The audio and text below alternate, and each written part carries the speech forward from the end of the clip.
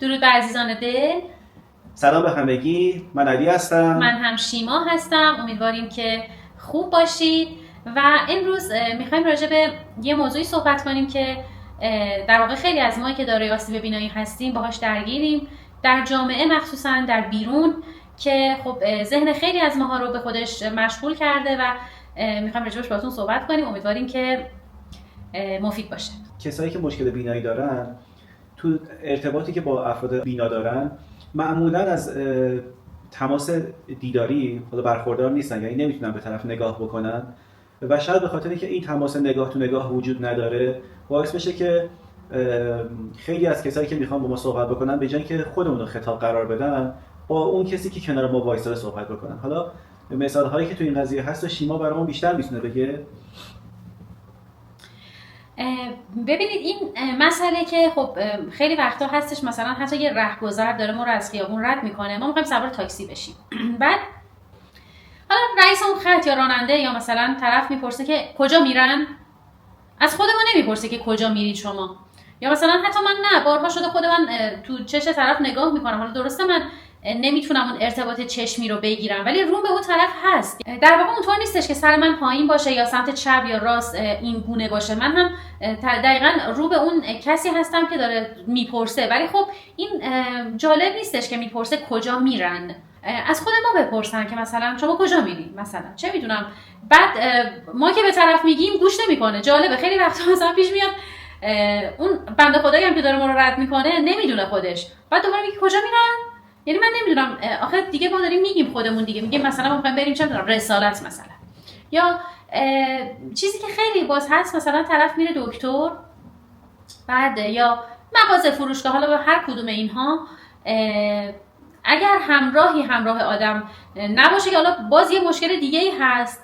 خیلی از، نه همه ولی خیلی از کسانی که حالا تو این جور جاها کار میکنن، چه تو فروشگاه چه تو حالا درمانگاه، هر جایی، فکر میکنن که ما نمیتونیم باشون صحبت کنیم. نمیدونم حالا رو چه حساب، ولی خیلی هم اینجوری نیستن. خیلی هم در واقع این مدل هستن و این باعث میشه که خب میدونین ذهن ما خیلی به هم میریزه که خب من دارم خودم توضیح میدم، مثلا میری تو دکتر میشینی، حالا طرف همراهی که هست یه باهات میاد تو، بعد میپرسه چشه، خب بابا من خودم میتونم بهت بگم چمه.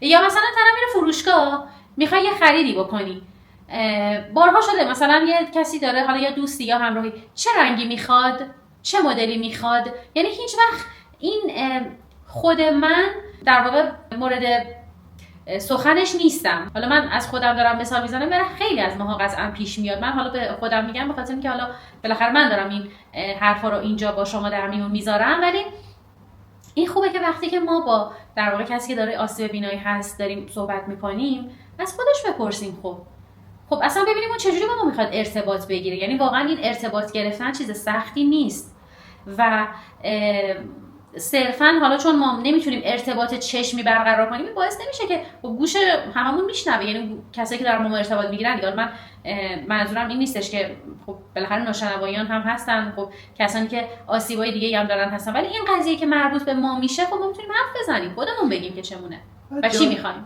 جالبیه این که من خیلی دقت کردم اصلا این برخورد به مربوط به قشر خاصی نیست. مثلا نمیتونم بگم مثلا فروشنده اینطوریه یا راننده تاکسی اینطوریه یا مثلا پزشکا اینطوریه. تو بخش بزرگی از مردم چنین چیزی وجود داره. یعنی شما تو حتی شده مثلا تو یه مغازه ما رفتیم 2 نفر فروشنده بوده، یکیش از ما داره سوال میپرسه، اون یکی داره از همراهمون میپرسه، در حالی که بغل دستی خودش داره از ما سوال میپرسه، ما هم داریم جوابش میدیم، ولی بازم اون روش به سمت همراه ما. مثلا قابل برخورد. چند وقت توی فروشگاه رفته بودم با یکی از دوستان، بعد دم صندوق خواستم حساب کنم، پول نقد می‌خواستم بدم. یه خانومه رو به همراه من داشت اون پرسید که حالا همراه من که دوستم بودم، یه آقایی بود که تو خود فروشگاه با هم آشنا شده بودیم، مثلا چیز نبود که بگم من از در خونه مثلا با هم رفته بودیم تا اونجا، نه تو خود فروشگاه با هم دیگه آشنا شده بودیم، رفتیم تا در صندوق. بعد داشت می‌پرسید که پولاشو خودش میتونه تشخیص بده. خب من خودم دارم پولا رو میشمارم، خودم دارم با طرف حساب میکنم و دارم صحبت میکنم و شما چرا از یه نفر دیگه میپرسین این سوالو؟ جالب بود. علی یه نکته جالبی اینجا گفت که من خودم بارها برام پیش اومده که مثلا خیلی وقتا که میرم جایی خب سعی میکنم که همه چی با هم هماهنگ باشه. بعد مثلا با دوستم رفتم یا با چه میدونم با خانواده‌ام رفتم مثلا، بعد خیلی میپرسن رنگو میفهمه؟ اینو چجوری متوجه شده؟ چه میدونم این براش چجوریه؟ این چه؟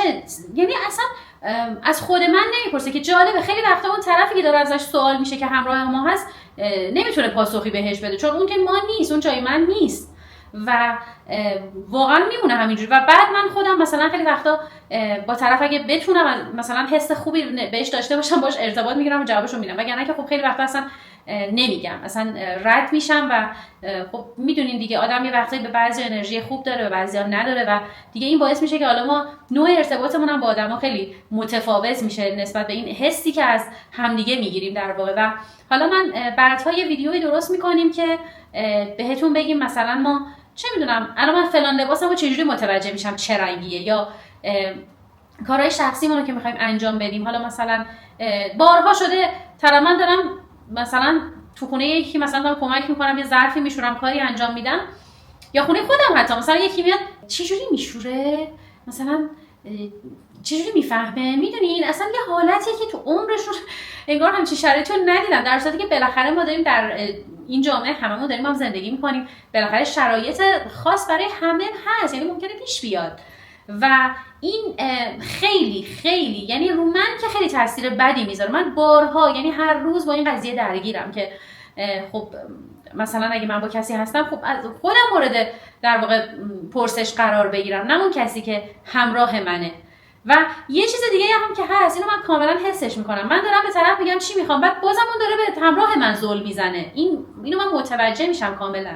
یه نکته هم من فقط حالا توی پرانتز بگم، این نوع صحبت‌هایی که ما داریم رو بیشتر به جنبه انتقاد نبینیم، بیشتر به جنبه اصلاح توی روابط‌ها داره، اونم نه جهت فقط برای خودمون. ببینید ما دیگه الان افرادی مثل ما با این همه سن و این همه زمانی که رفتن و اومدن بین ارتباطی که با دیگران داشتن دیگه به خیلی عادت کردن، اما واقعا یه جمله‌ای هستش که حالا حداقل من خودم بهش خیلی اعتقادم، خودم مثلا اینو گفتم و جایم نشیده بودم بهش، فاصله یک فردی که هیچ مشکلی نداره با یک فرد معلول فقط یه اتفاقه.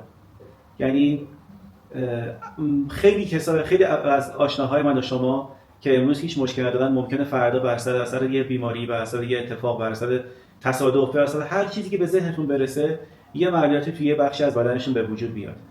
خب اگر روابط ما با همدیگه هر چقدر سالم‌تر بشه، اگر که فرهنگ ارتباطیمون هر چقدر با هم بالاتر بره، فردا اون آشنای من و شما هم زندگی راحت‌تری خواهد داشت. مخصوصا کسی که توی ادامه زندگی به یه معلولیتی بر بخوره، براش تحمل رفتارهای مختلف خیلی سخت‌تر از ماهاییه که از اول با یه چیزی که مجبور بودیم کنار بیاییم. به خاطر همین ما بیشتر توی این فکر بودیم که این مدل رویکردها و این مدل رفتارها رو درباره‌اش صحبت بکنیم، موشکافیش بکنیم. خیلی رفتارها هست، یعنی ما اگه بخوایم ویدیو بذاریم، حالا یه مقدار درگیر بودیم تو این چند وقت و خیلی موضوعات هستش که من عروسکی چی میگه؟ نمیدونم. فاشم داره تو گردن من. ببینید خیلی موضوعات هستش که ما می‌خوایم با هم راجبش حرف بزنیم و باهاتون در میون بذاریم و امیدواریم که شما هم با ما بیاید حرف بزنید، کامنت بذارید، نظر بدید و بگید که شاید چیزی به ذهن شما برسه که ما ندونیم. و این خیلی خوبه که اگر شما هم نظری دارید حتما بگید تو کامنت ها، خواهش میکنم ازتون. خب این عروسک هم درستش کردم، بیاد بنده خدا بگید بشینه، افتاده بود، من حواسم بهش نبود ما که خواستم فیلمو بگیریم، الان بالاخره 3 نفر شد. آره خلاصه نه 4 تا میدونید کوچولو هم بغلشه، کوچولو دیده شاید نشه. ولی خب واقعا ما فقط دوست داریم که همه چی تو جامعه قشنگ باشه و همه ما خب خیلی ها هستن بالاخره آدما ظرفیتاشون با هم متفاوته، شاید من خیلی راحت از این چیزا رد بشم، ولی خب یه جوانی که تازه مستقل شده داره میاد تو خیابون، خب این رفتارا رو ببینه خیلی اعتماد به نفسش از بین میره. و واقعا این شرایطی که ما داریم یا شرایطی که هر کسی میتونه داشته باشه، مثلا هر کسی پیش میاد و اصلا نمیشه بگی که خب چون من مثلا این گونه نیستم یه حس برتری جویانه بخواد باشه برای طرف. بالاخره همه آدما از یه ناحیه‌ای بالاخره دچار مشکل هستن، حالا اینکه ما ببینیمش یا نبینیمش بحث دیگریه، ولی چیزی که هست اینه که واقعا بچه‌ها دوستان آدما با هم واقعا متفاوتن و خیلی ها هستن که نمیتونن این قضیه ها رو راحت هضمش کنن و خیلی سرخورده میشن و باعث میشه که همش بگن نکنه من یه کاری کردم که اون طرف با من ارتباط نگرفته، حرف با من نزده و همه این گونه نیستن که بالاخره بگن خب ولش کن، حالا همه جور آدم هستش دیگه، حالا اینم این شکلیه. و خوبه که ما اعتماد به نفس همدیگر رو بالا ببریم. حالا با یه رفتار خوب، با یه سخن گفتن خوب، با یه لبخند یا با هر چیزی که از دستمون برمیاد که واقعا هزینه‌ای هم نداره و فقط اینکه ما نسبت به خودمون، نسبت به جایی که داریم میریم و نسبت به افرادی که میخوایم باشون صحبت بکنیم یه حس مثبتی بگیریم و اینقدر حالمون خوب باشه که اصلا این قضیه رو، حالا این در واقع شرایطی که داریم رو نبینیمش واقعا و راحت‌تر بتونیم کنار همدیگه باشیم.